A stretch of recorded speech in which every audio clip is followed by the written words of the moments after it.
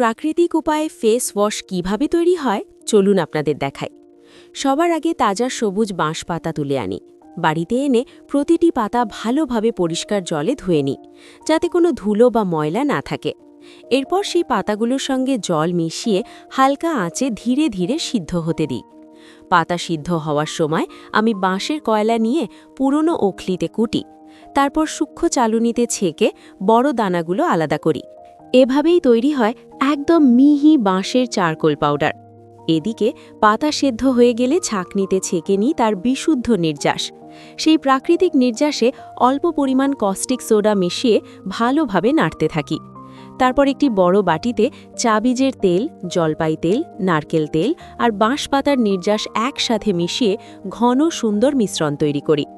সাবানটিকে আরও বিশেষ করতে অর্ধেক মিশ্রণ আলাদা বাটিতে নিয়ে তাতে মিশিয়ে দিই বাঁশের চারকোল পাউডার। তারপর দুটো মিশ্রণই ছাঁচে ঢেলে সারা রাত রেখে দিই জমতে। আর ভোরে যখন সেটি খুলে দেখি, তৈরি আমার হাতে বানানো একদম প্রাকৃতিক ফেস ওয়াশ সাবান। এটি শুধু মুখ পরিষ্কার করে না, ত্বককে দেয় প্রাকৃতিক পুষ্টি ও কোমল উজ্জ্বলতা।